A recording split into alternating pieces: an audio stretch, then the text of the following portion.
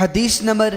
2728 حضرت عائشہ رضی اللہ تعالی عنہا سے مروی ہے، فرماتی ہیں گویا میں رسول اکرم صلی اللہ علیہ وسلم کی مانگ میں خوشبو کی چمک دیکھ رہی ہوں اور آپ حالت احرام میں تھے۔ راوی خلف نے یہ نہیں کہا کہ آپ محرم تھے، البتہ یہ کہا کہ وہ خوشبو احرام کی وجہ سے تھی۔ حدیث نمبر 2729 ایک اور سند سے حضرت عائشہ رضی اللہ تعالی عنہا سے مروی ہے، فرماتی ہیں گویا میں رسول اکرم صلی اللہ علیہ وسلم کی مانگ میں خوشبو کی چمک دیکھ رہی ہوں اور آپ تلبیہ کہہ رہے تھے۔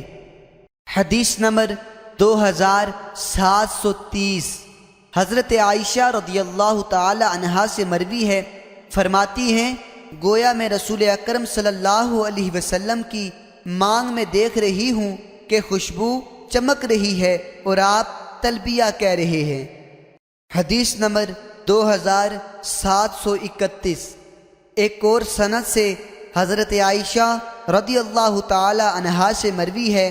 فرماتی ہیں گویا میں دیکھ رہی ہوں، پھر حسب سابق ہے۔ حدیث نمبر 2732 حضرت عائشہ رضی اللہ تعالی عنہا سے مروی ہے، فرماتی ہیں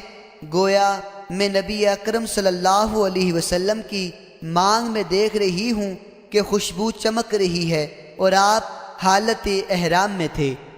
حدیث نمبر 2733 حضرت عائشہ رضی اللہ تعالی عنہا سے مروی ہے، فرماتی ہیں گویا میں دیکھ رہی ہوں کہ نبی اکرم صلی اللہ علیہ وسلم کی مانگ میں خوشبو چمک رہی ہے اور آپ حالت احرام میں ہیں۔ حدیث نمبر 2734 حضرت عائشہ رضی اللہ تعالی عنہا سے مروی ہے، فرماتی ہیں رسول اکرم صلی اللہ علیہ وسلم جب احرام باندھنے کا ارادہ فرماتے تو سب سے اچھی خوشبو جو حاصل ہوتی لگاتے، پھر میں اس کے بعد آپ کے سر انور اور داڑھی مبارک میں تیل کی چمک دیکھتی تھی۔ حدیث نمبر 2735 حضرت عائشہ رضی اللہ تعالی عنہا سے مروی ہے، فرماتی ہیں گویا یہ منترات بھی میرے سامنے ہے کہ رسول اکرم صلی اللہ علیہ وسلم کی مانگ میں کستوری کی خوشبو چمک رہی ہے اور آپ حالت احرام میں ہیں۔